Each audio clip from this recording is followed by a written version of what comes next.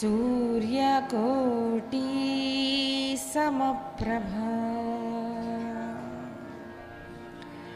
निर्विघ्नं कुरु मे देव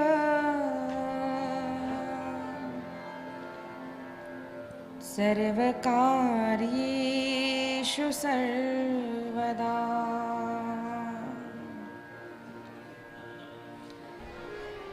मातृदेवो भव पितृदेवो भव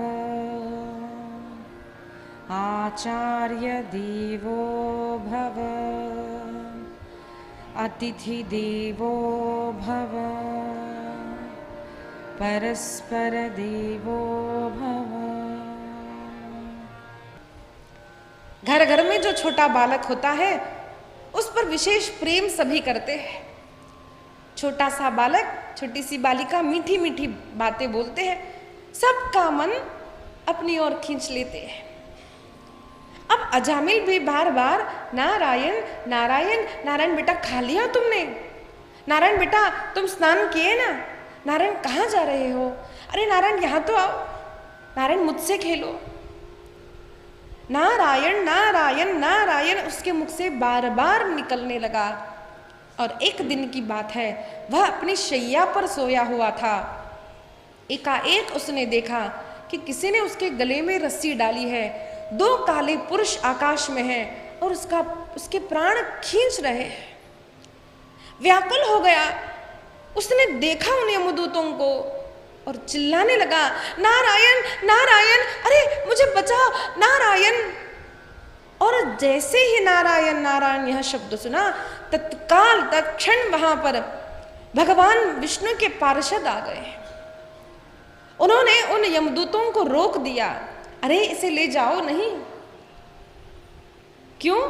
अरे इसने हमारे भगवान का नाम लिया है। यमदूतों ने कहा, अरे इसने भगवान का नाम नहीं, इसने तो अपने पुत्र का नाम लिया है। अब केस जीतनी ही हो ना, बस किसी भी तरह लॉयर उसको टर्न कर देता है। विष्णुदूतों ने कहा, ये नारायण नाम जो है वो पहले इस पुत्र का था या हमारे भगवान का था? देखो हमारे भगवान का नाम लिया है, हम अब इसे ले जाने नहीं देंगे। दोनों में ये जो बातें हो रही है वो अजामिल सुन रहा था। अरे मैं मरने वाला हूं, मुझे ये ले जा रहे थे और पार्षद आए और इन्होंने रोक दिया। क्यों?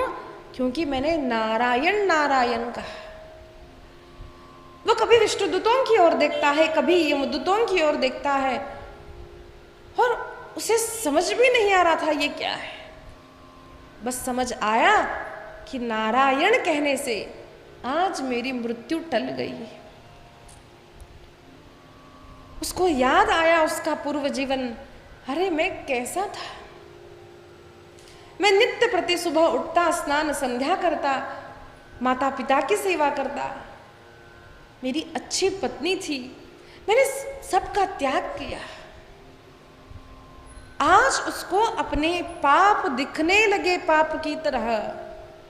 एक बात देखना, हम कोई व्यक्ति पाप भी करता हो ना, उसको ऐसा लगता है नहीं मैं जो करता हूं वही ठीक है। कोई बताए भी तब भी वो मानता नहीं है। पापी व्यक्ति की बुद्धि में इतना पाप होता है कि उसे सत्य दिखाई नहीं देता। वो पाप के काले बादल उसकी आंख पर, उसके कान पर ऐसे छा जाते हैं कि उसकी बुद्धि काम नहीं करती। उसे लगता है मैंने कब ऐसे कहा, नहीं नहीं नहीं मेरी ही बात सत्य है। इसीलिए संत बिना पूछे कभी उपदेश देते नहीं है। बोलो भी अगर उस दुष्ट व्यक्ति को, वो कभी समझेगा नहीं। अपनी ही बात को, अपने ही जीवन को, अपनी ही पद्धति को सही समझेगा।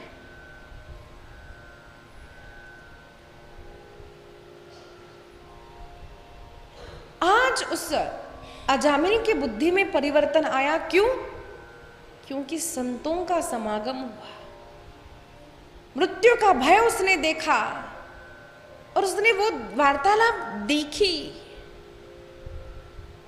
अरे एक बार नारायण नाम उच्चारण करने से अगर मेरी मृत्यु टल गई तो मैं अखंड अगर नारायण नारायण करूं तो मेरा जीवन कितना दिव्य हो सकता था। कोई बात नहीं, भले ही देर हो लेकिन अब भी मैं ले सकता। उसी प्रकार चंचुला ने किया, वही अजामिल ने किया। जब हमें समझ आए कि हमने गलत किया है तत्क्षण उसे छोड़ दो, तभी से नामस्मरण करना आरंभ कर दो, तभी से सत्संग करना आरंभ कर दो। फिर देखना जीवन कैसा सुंदर हो जाएगा। वाल्मीकि जो हुए हैं आज, जिनकी हम पूजा करते हैं, जिन्होंने रामचरित्र होने से पहले रामायण लिखी, ऐसा रत्नाकर नामक वो डाकू पाप करता, लोगों को मारता, लूटता, धन लूटता, नृशंसता से लोगों को मारता, लेकिन जब उसे नारद जी महाराज का दर्शन हुआ तो वह बदल गया। पहले तो उसने नहीं माना। नारद जी ने कहा कि देखो ये सब जो तुम कर रहे हो ना, वो किसके लिए कर रहे हो? उसने कहा किसके लिए क्या, हर मनुष्य पाप धन कमाता है, जो भी कमाता है अपने परिवार के लिए कमाता है। मैं भी अपने परिवार के लिए कर रहा हूं। तो उन्होंने कहा क्या वो परिवार तुम्हारे पाप में सहभागी होगा? बिल्कुल होगा। तो नारद जी ने कहा बस बातें मत करो, जरा कंफर्म तो करके आओ।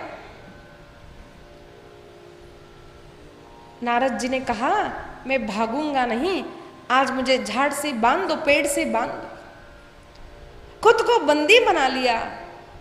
और वह रत्नाकर जब घर जाता है तो पत्नी से पूछता है, अरे पत्नी, अरे प्रिय, तूने एक हार मांगा, मैंने 10 हार लाकर दिए। तूने एक साड़ी मांगी, मैंने 100 साड़ियां तुम्हें लाकर दी।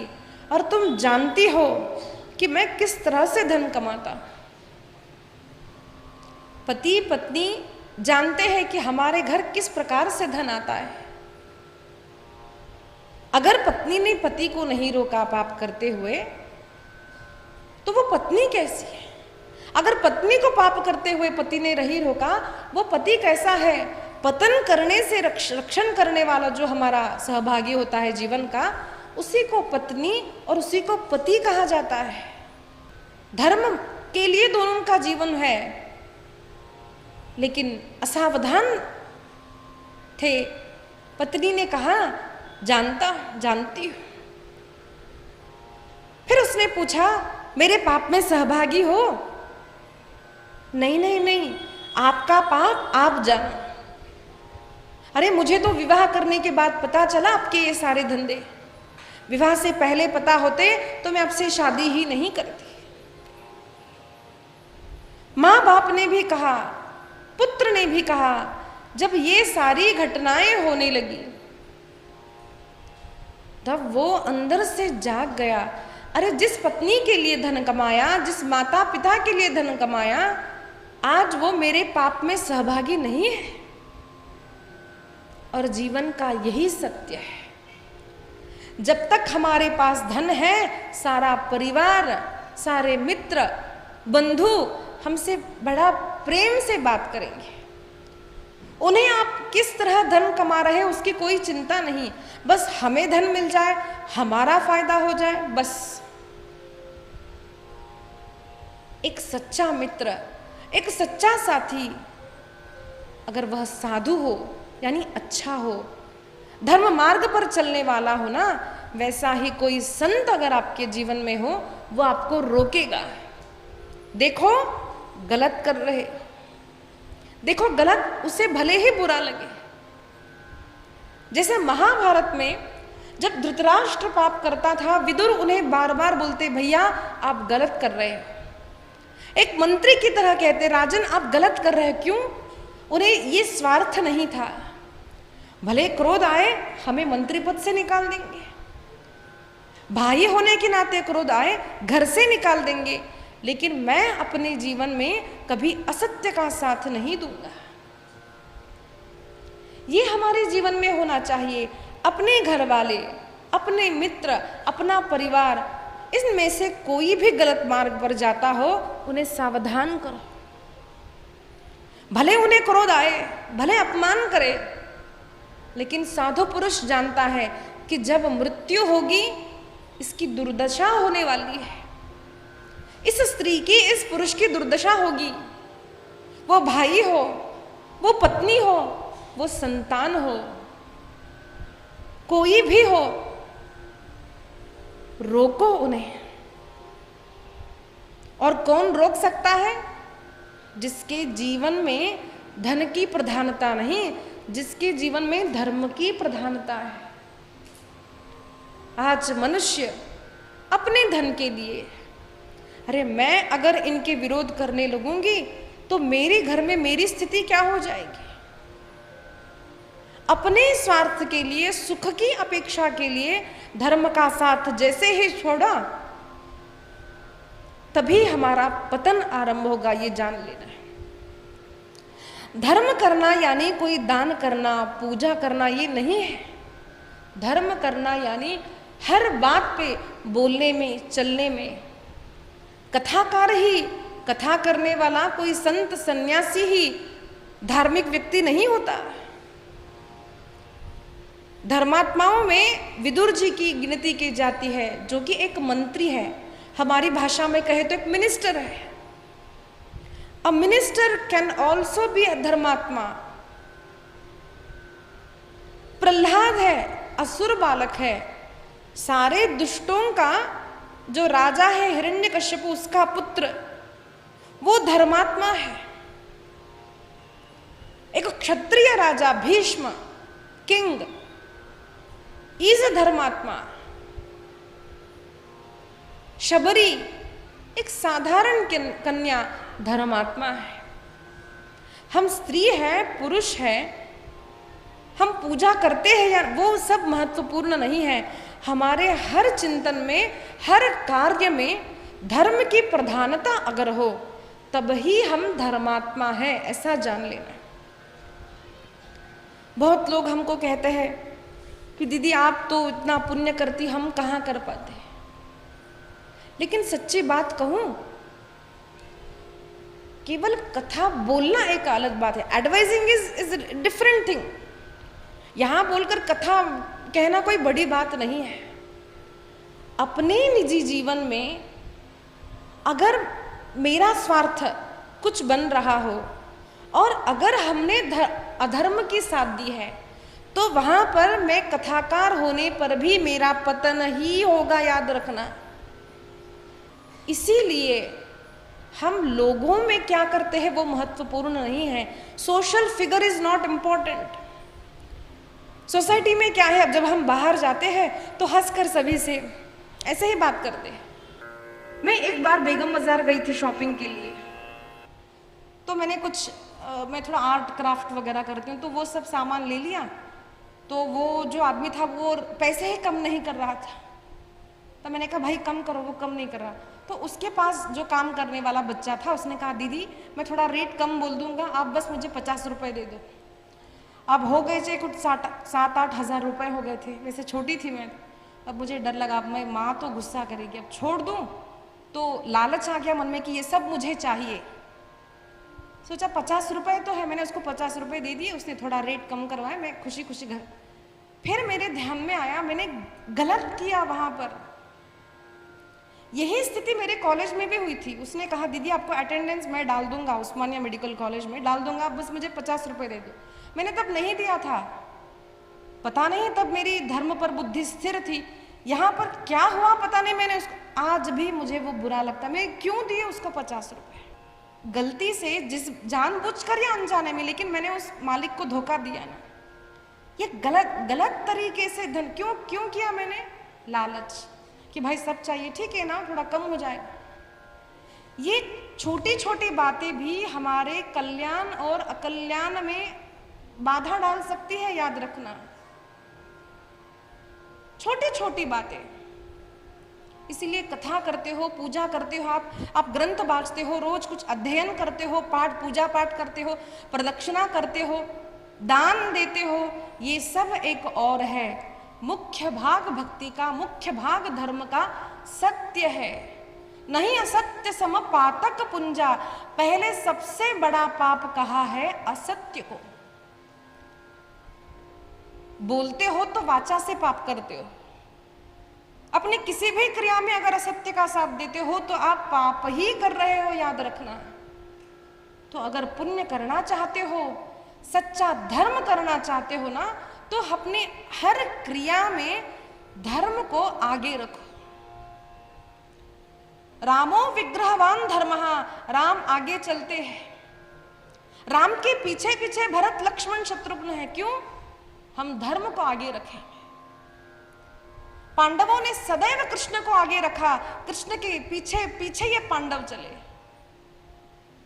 भीम को क्रोध आता था, ही कंट्रोल्ड, बड़ा भाई धर्म का रूप था, धर्म के पीछे पीछे चलते थे। इसीलिए अपने सामने धर्म को रखो, अपने आगे धर्म को रखो। एक बात जब मैंने परसों भी कहा, एक बात अगर पक्की बैठ जाए ना कि मुझे भी मृत्यु आने वाली है, I am also going to die, पता नहीं, फिर से उस कोरोना काल को याद कीजिए, कीजिए। हमें सीखना चाहिए। बड़ा परिवार है, सारे लोग हैं, लेकिन एक व्यक्ति तड़पता रहा, ना ट्रीटमेंट ठीक से हो रही। कितने लोगों ने ये झेला नहीं, मुझे बताइए। तब धर्म काम आता है। मृत्यु के समय अगर हमने धर्म किया हो तो वो धर्म हमारा रक्षण करता है। धर्मो रक्षति रक्षिता। अगर नहीं किया, गोपाल कृष्ण भगवान की जय। अगर हमने धर्म का पालन नहीं किया तो ऐसा मत समझना कौन देखने वाला है, who is going to punish us, कौन क्या करने वाला है। यहां पर वर्णन किया है, सूर्याग्नि खम मरुद्गावः सोमस संध्या हनि दिशः कंकुक कालो धर्म इति हेते देहस्य साक्षिणः। सूर्य, अग्नि, वायु, तेज, 10 दिशाएं, रात के समय वायु, चंद्रमा, प्रातः समय सूर्य नारायण। हमारा धर्म, हमारा मन, ये सारे हमारे कर्म अकर्म के, धर्म अधर्म के, पाप और पुण्य के साक्षी है। कोई कह सकता है कि भाई हम तो पाप पुण्य को मानते नहीं, हम तो नरक स्वर्ग को मानते नहीं। देखा है किसी ने नरक और स्वर्ग? तो नरक और स्वर्ग जो दूसरे लोकों में है उसे तो छोड़ दीजिए, इसी संसार में हम जहां रहते हैं, इसी पृथ्वी में स्वर्ग और नरक है, ये जानिए। देखिए कितने परिवार है, सब अच्छा है, कोई व्यक्ति होता है वो पागल होता है, कितने ही धन उसके पीछे लगा दे उसका पागलपन ठीक नहीं होता। कोई व्यक्ति होता है खूब धन है लेकिन व्यक्ति बिस्तर पर ही पड़ा है, 2 नर्स उसके लिए लगाई जाती है, करोड़ों की प्रॉपर्टी है, काम नहीं आती, सब कुछ है, संतान नहीं हो रही घर में। ये सारे पाप है। सब कुछ है, किसी को भयंकर त्वचा रोग हो जाता है, सब कुछ है, किसी का हाथ नहीं, किसी का पैर नहीं, किसी का पुत्र लंगड़ा, किसी के घर में कोई लूला है। ये क्यों होता है? ये क्या है? हमारे पूर्व जन्म के पाप है। इसीलिए ऐसा कभी भी मत समझना अच्छा हम तो ठीक है यानी हम पुण्यात्मा हैं, ऐसा मत समझना। कब किसके शरीर में कौन सा रोग आ जाए हमें पता नहीं है। मैंने देखा है, एक हमारी परिचित थी, वो शरीर तो उनका बहुत अच्छा था, बस 50-60 साल हो गए, सारे शरीर से एक वाइट कलर का पाउडर निकलता था उनके पूरे बदन से, ऐसे गिर जाता था नीचे। इसीलिए हमारे साथ भी हो सकता है, ऐसा मत समझना अभी ठीक है तो यौवन के अहंकार में, अपने रूप के अहंकार में, अपने धन के अहंकार में कभी असत्य मत बोलना, कभी असत्य काम मत करना। यहां पर जब यमदूतों ने छोड़ दिया, तब अजामिल अखंड भगवान का नाम संकीर्तन करता हुआ भगवत धाम को प्राप्त हो जाता है। कृष्ण कन्हैया लाल की, कृष्ण कन्हैया लाल की।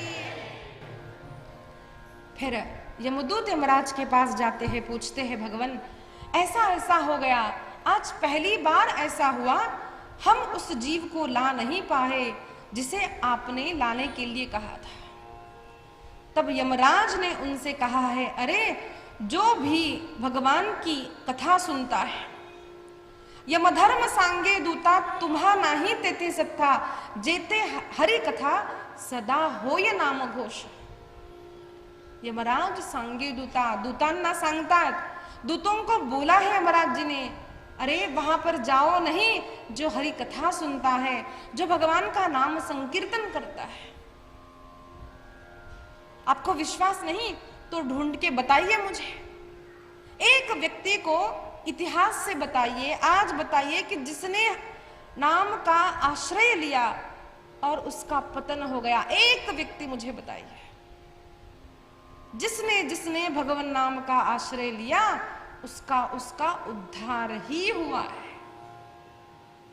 इसीलिए अनेक साधन शास्त्रों में कहे, पर एक अत्यंत श्रेष्ठ साधन नाम स्मरण को हर संत ने, हर प्रांत के संत ने कहा, अपने अपने ढंग से कहा, नाम स्मरण करो, नाम स्मरण करो। हमारे अन्नमाचार्य कहते हैं, आकटी वेळला अलपैन वेळल केकुव हरि नाम में, दिक्कु मरिलेक केकुव हरि नाम में, केकुव हरि नाम में। आपदा हो, सुख का समय हो, हर स्थिति में एकमात्र हमारा आश्रय भगवान का नाम है, याद रखना। अनेक उदाहरण देखिए, अनेक संतों के जीवन को देखिए। आज भी अनेक लोगों को लगता है त्रेता में नहीं था, सत्ययुग में नहीं था, ऐसा नहीं है। जिसने भी ध्यान किया है भगवान के नाम को रटते हुए ही किया है। ब्रह्मा जी की भी असुरों ने जब साधना की है, ओम ब्रह्मदेवाय ओम ब्रह्म, भगवान के नाम को ही रटा है, याद रखना। नाम का महत्व सत्य में था, त्रेता में था, द्वापर में था, और आज भी कली में भी एकमात्र साधन हरेर नाम हरेर नाम हरेर नामैव केवलम, कलो नास्त्येव नास्त्येव नास्त्येव गतिरन्यथा। ऐसा चैतन्य महाप्रभु ने कहा। मीराबाई ने कहा, अरे ये नाम कैसा है, पायो जी मैंने राम रतन धन पायो, चोर न लूटे, चोर नहीं लूट सकता, ये धन कभी कम नहीं होता, ऐसा राम नाम का धन मेरे पास है। ऐसा राम नाम जो जो लेता है उसका जीवन बदल जाता है। आइए हम सब भी प्रेम से 2 मिनट भगवान का नाम स्मरण करें। हरे राम राम राम सीता राम राम राम,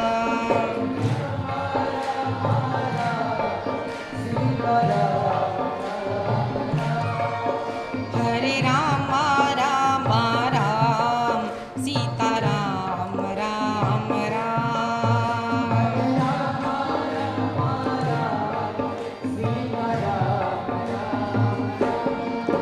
हरे राम राम राम सीता राम राम राम।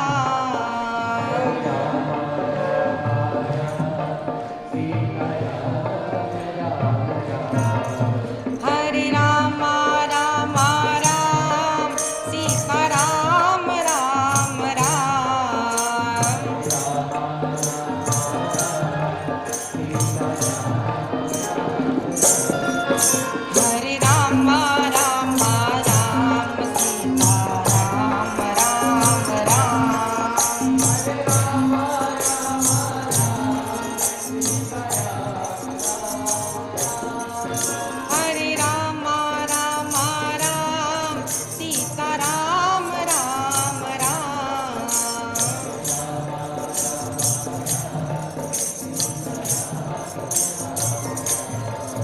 हरे राम राम राम सीता राम राम राम।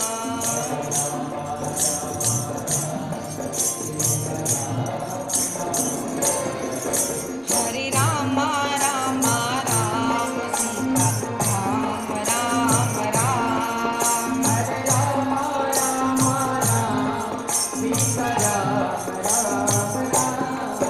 हरे राम राम राम सीता राम राम राम।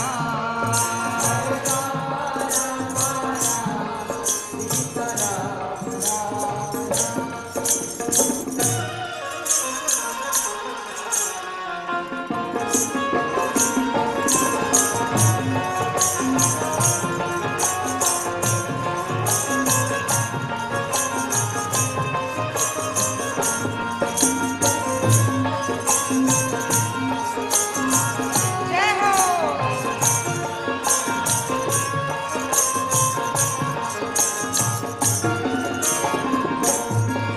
हरे राम राम राम सीता राम राम राम।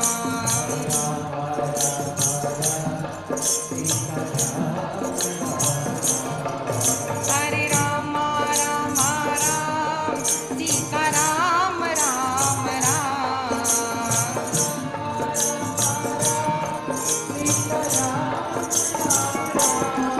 हरे राम राम राम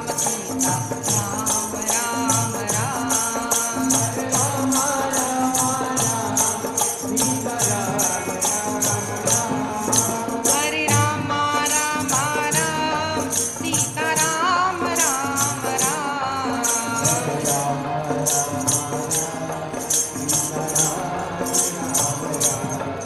हरे राम राम राम सीता राम राम राम। हरे राम राम राम सीता राम राम राम।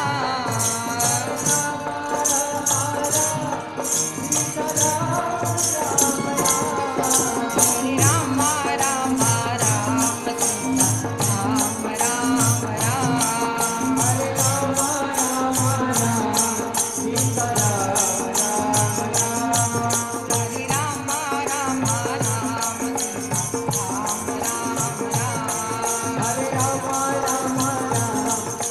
राम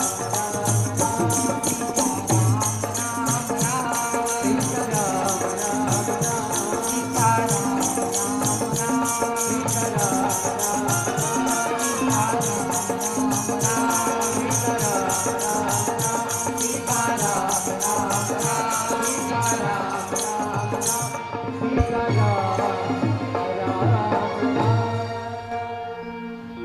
सियावर रामचंद्र की पवन सुत हनुमान की। शुकाचार्य वर्णन करते हैं राजन, अजामिल का आख्यान सुनाया। उसके पश्चात त्वष्टा की उत्पत्ति, त्वष्टा का कोप, वृत्रासुर की उत्पत्ति, इसकी कथा आती है। एक राजा चित्रकेतु नामक अपने अहंकार से भगवान महादेव में दोष देखता है। तब पार्वती ने शाप दिया और वह चित्रकेतु असुर बना, वृत्रासुर बना। लेकिन तब भी वह परम भक्त था, इसीलिए सुंदर श्लोकों में, 4 श्लोकों में उसने भगवान की स्तुति की है। अहम हरे तव पादैक मूल दासानुदासो भवितास्मि भूयः मनस्मरेता सुपतेर गुणौस्ते गृणीतवा कर्म करोतु कायः। ननाकपृष्टं न च पारमेष्टं न सार्वभौमं न रसाधिपत्यं न योगसिद्धिरपुनर्भवं वा समञ्जसत्वा विरहय्यकांक्ष। अजातपक्षा इव मातरं खगाः स्तन्यं यथा वत्सतराक्षुधार्ताः प्रियं प्रियेव विशुतं विशन्ना मनोरविन्दाक्ष दिदृक्षते त्वाम्। ममोत्तम श्लोक जनेषु सख्यम संसार चक्रे भ्रमत स्वकर्मभिः त्वन्माययात्मशदारगेहे श्वासक्त चित्तस्य नाथ भूयात्। सुंदर भगवान की स्तुति की, मृत्यु से नहीं डरा है और इंद्र से वह वृत्रासुर मारा गया और भगवत धाम को प्राप्त हुआ है। षष्ठम स्कंद की पूर्ति होती है और सप्तम स्कंद में परीक्षित जी महाराज प्रश्न पूछते हैं भगवान की अनेक लीलाएं हैं। उन लीलाओं का जब मैं चिंतन करता हूं तब ऐसा लगता है कि भगवान पक्षपात करते हैं। भगवान पक्षपात क्यों करते हैं? जब यह प्रश्न पूछा तो शुकाचार्य कहने लगे, राजन, यही प्रश्न नारद जी से आपके दादाजी ने, धर्मराज ने, युधिष्ठिर ने पूछा था।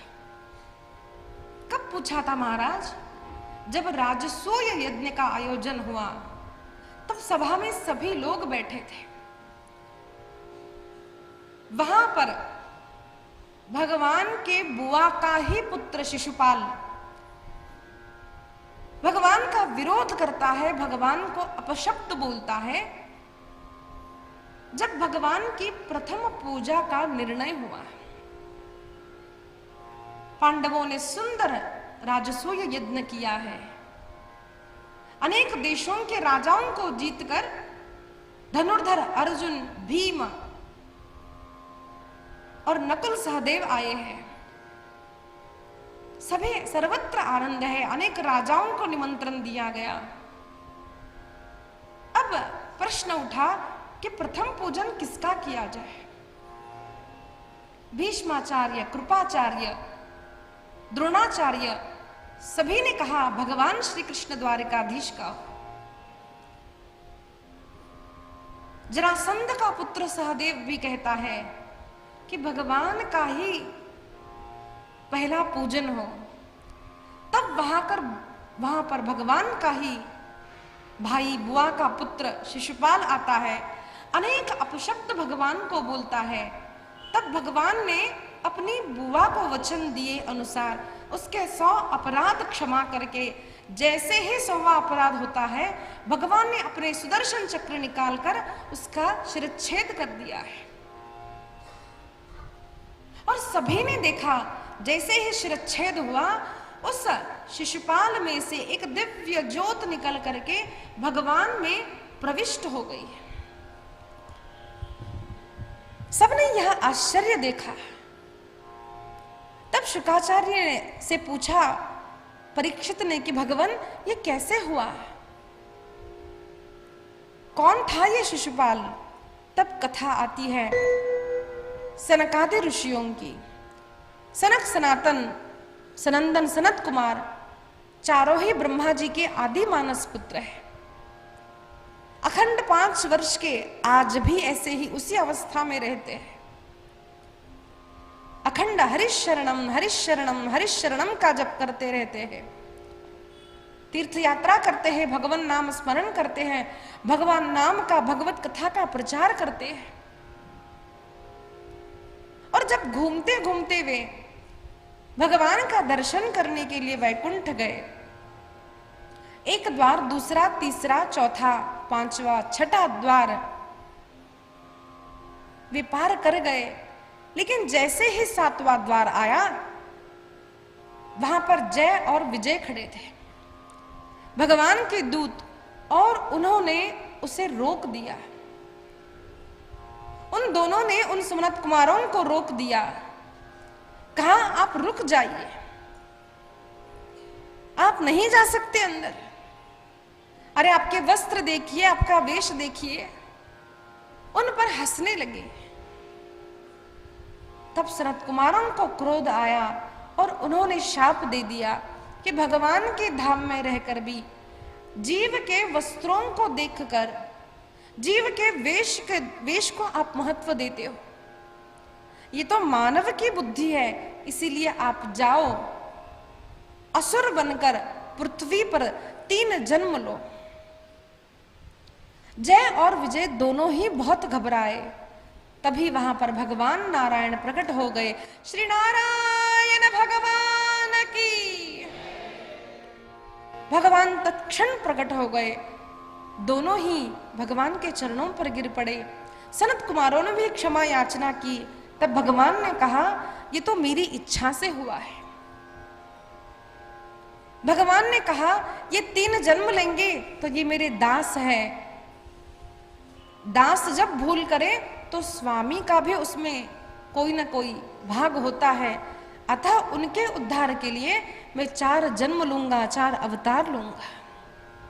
वे ही जय और विजय, हिरण्याक्ष हिरण्यकश्यपु बने, वे ही शिशुपाल और दंतवक्त्र बने, और वे ही रावण और कुंभकर्ण बने। उनके उद्धार के लिए भगवान वराह रूप में हिरण्याक्ष का उद्धार करते हैं, नृसिंह रूप में हिरण्यकश्यपु का उद्धार करते हैं, शिशुपाल दंतवक्त्र का उद्धार भगवान श्री कृष्ण रूप में करते हैं, तो रावण और कुंभकर्ण का उद्धार भगवान श्री राम बनकर करते हैं।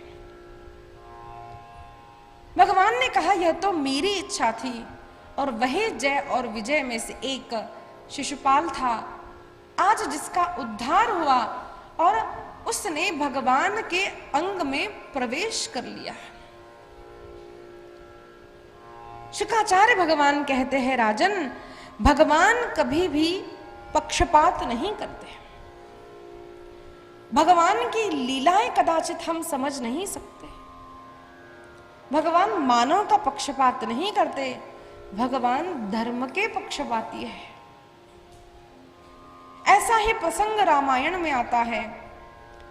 जब सारे असुर मारे गए, जब रावण मारा गया, कुंभकर्ण मारा गया, जब इंद्रजित मारा गया रावण का पुत्र, तब आकाश में सारे देवी देवता आते हैं, भगवान श्री रामचंद्र की जय, श्री रामचंद्र की जय, जय घोष करते हैं, पुष्प वृष्टि करते हैं, और भगवान से पूछा है, प्रभु हम आपकी क्या सेवा करें, इस दुष्ट रावण से आपने हम सबको मुक्त किया है। तब भगवान ने कहा, इंद्र तुम यहां पर अमृत की वृष्टि करो, अमृत की वर्षा करो, लेकिन केवल वानरों पर करना, असुरों पर नहीं। तब वहां पर भी हमें लगता है कि अरे भगवान तो अपने भक्त वानरों के पक्षपाती है। बात ऐसी नहीं है। देखिए, इस संसार में जो चीज जैसी दिखती है, जिसका बर्तन जैसा दिखता है ना, वैसा नहीं होता। हम अनेक लोगों को दिखते हैं राम राम राम राम करने वाले, लेकिन ऐसे लोग होते हैं मुख में राम नाम और बगल में छुरी। बाहर तो प्रणाम करेंगे, खूब मीठा मीठा बोलेंगे, और अंदर से ऐसे काम करेंगे बस इनके अच्छे कामों में कैसे भी विघ्न पड़ जाए। होते हैं ऐसे लोग। यही संसार है, जो दिखता है वो होता नहीं। कई लोग होते हैं एकदम ऐसे बात करेंगे, ऐसे लगेगा ये तो बड़े गुस्से वाले हैं, लेकिन उनका हृदय कोमल होता है। अच्छे हेतु के लिए भी कभी कभार क्रोध करने वाले लोग होते हैं। जैसे एक संत थे हरेराम बाबा, उनके पास कोई आता, जन्मदिन है महाराज जी आशीर्वाद दो, तो बोलते बेटा जल्दी मरोगे, जल्दी मरोगे, जल्दी मरोगे। तो ऐसे कहने वाले थे, लेकिन साक्षात्कारी संत थे। भगवान का अनेक बार उन्हें दर्शन हुआ था। एक संत कहते हैं, संतों को नजर न लग जाए, इसीलिए भगवान कभी कभी उनमें ऐसा एक आधा गुण दे देते हैं कि लोगों को लगे भाई ये तो ऐसे है, बस इनसे दूर ही रहो। जैसे माँ अपने छोटे से लाला को सुंदर श्रृंगार करेगी, अच्छे वस्त्र पहनाएगी, जो भी लगाना है सब पाउडर सब लगा देगी, फिर इतना बड़ा काला टीका लगा देगी। क्यों लगा देती है? कि हमारे बालक को नजर न लग जाए। सब अच्छा है, बस किसी को क्रोध आता। ऐसे संतों में, इसीलिए देखिए संतों को पहचानना मुश्किल है। हम अपनी साधारण बुद्धि से संत को नहीं पहचान सकते। दोष दृष्टि अगर हम में हो ना, तो हम अच्छे लोगों को भी समझ नहीं सकते। अच्छा देखो लोगों में भी, कोई भी ठीक है, एक आधा गुण अलग है, लेकिन ये गुण अच्छा है, ठीक है, ये गुण ये अच्छा है।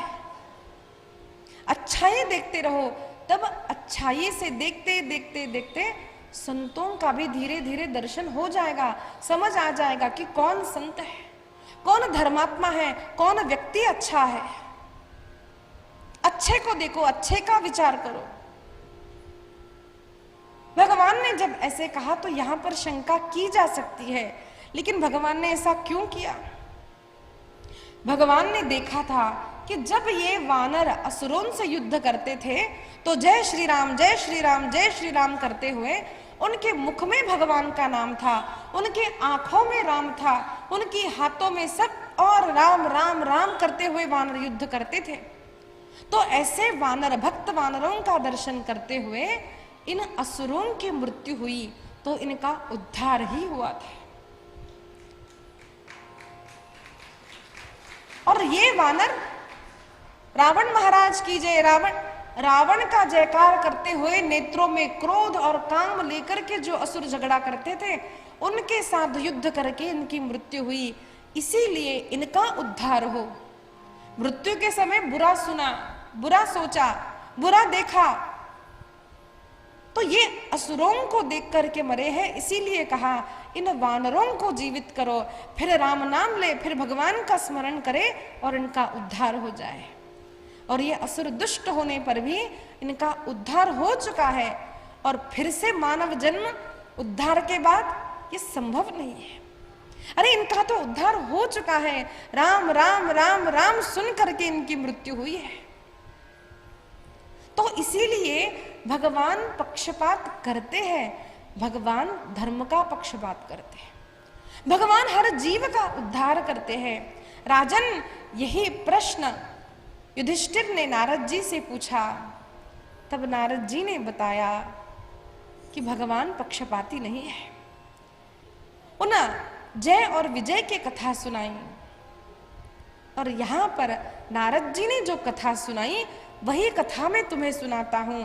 ऐसा कहकर शुकाचार्य जी महाराज बाल भक्त प्रहलाद की कथा सुनाते हैं। शुकाचार्य वर्णन करते हैं, राजन, तस्मै द्वैरानुबंधेन निर्वैरेण भयेन वा स्नेहात्मकामेन वा युञ्ज्यात् कथन चिन्ने क्षते पृथक। छोटा सा प्रहलाद, उसका जन्म कैसे हुआ? हिरण्यकश्यपु, हिरण्याक्ष का वध हुआ, यह वार्ता सुनता है। भाई मारा गया, इससे अत्यंत क्रोधित हो जाता है, और वह देखता है कि मां अत्यंत दुखी है। तो मां को इस हिरण्यकश्यपु ने बड़ी सुंदर रीति से ज्ञान प्रदान किया है। अरे मां, कभी ना कभी सभी की मृत्यु होती है, मरने वाले के लिए शोक नहीं करना चाहिए। अगर हम ये उसका प्रवचन यहाँ पर सुनेंगे तो हमें लगेगा अरे ये तो प्रहलाद से भी बड़ा भक्त है, लेकिन है असुर। ऐसे होते हैं हमारे जीवन में भी लोग। अब देखिए, किसी से बात करेंगे ना, इतनी अच्छी अच्छी बढ़िया बातें, सारा भागवत सुना देंगे बोलने में, लोगों को लगेगा बस भाई कितने अच्छे, बहुत अच्छे। इसीलिए अभी हमने सुना ना, जो जैसा बात करता है वो वैसा ही ऐसा नहीं है, जिसका आचरण अच्छा है वो अच्छा है। आचरण कैसा है उसका? करता क्या है हिरण्यकश्यपु? मां को समझाता है और फिर तपश्चर्या करने जाता है कि मैं उस विष्णु को मार दूंगा जिसने मेरे भाई को मारा है। ओम ब्रह्मदेवाय, ओम ब्रह्मदेवाय, अनेक काल तक वह तपश्चर्या करता है। ब्रह्मदेव प्रकट हो जाते हैं, तब ब्रह्मा जी से मांगता है, ब्रह्मा जी ऐसा वरदान दीजिए कि मैं कभी मरूं ही नहीं। तो ब्रह्मा जी ने कहा, इस पृथ्वी पर जो भी जन्म लेता है वह मृत्यु को प्राप्त ही होता है, दूसरा कुछ मांग लो। तब अपने को अत्यंत चतुर समझने वाला यह हिरण्यकश्यपु मांगता है, मैं दिन में न मरूं, मैं रात में न मरूं, मैं ऊपर न मरूं, न मैं नीचे मरूं, न मैं अंदर मरूं, न मैं बाहर मरूं, न मैं अस्त्र से मरूं, न मैं शस्त्र से मरूं, न मैं मनुष्य से मरूं, न मैं पशु से मरूं, न मैं सुबह मरूं, न मैं रात में मरूं।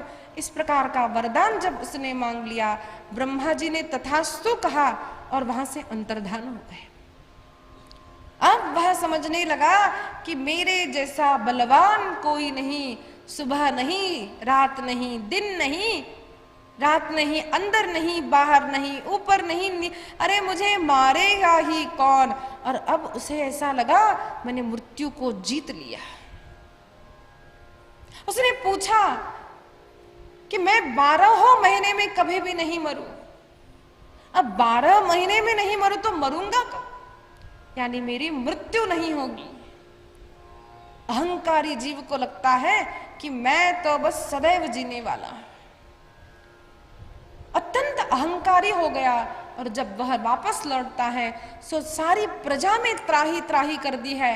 पहले आज्ञा कर दी, यत्र यत्र द्विजा गावोः वेदाः वर्णाश्रमा क्रिया तंतन जनपदम यातः संदीयत वृश्चता। अरे जहां जहां गाय है वहां हिंसा करो, जहां जहां यज्ञ है वहां हिंसा करो, जहां जहां ऋषि है, जहां कथा है, जहां संत है वहां विध्वंस कर दो। क्यों? जहां गाय है वहां धर्म है, जहां गौ सेवा है वहां धर्म है, जहां संत है वहां धर्म है, जहां कथा है वहां धर्म है, जहां यज्ञ है वहां धर्म है। सारे स्थानों को लोग भ्रष्ट करने लगे और वो समझने लगा कि मैं तो सारे लोगों को जीत लूंगा। अत्यंत त्राही त्राही इसने मचा दी थी।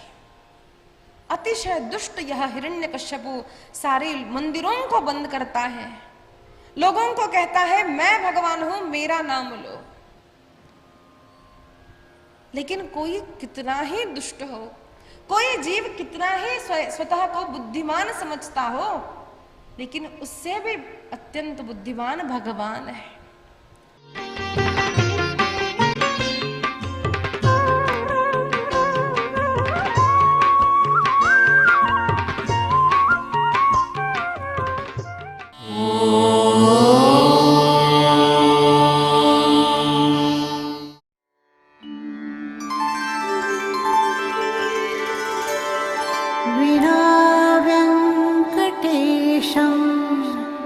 ननाथो ननाथः सदा वेङ्कटेशं स्मरामि स्मरामि।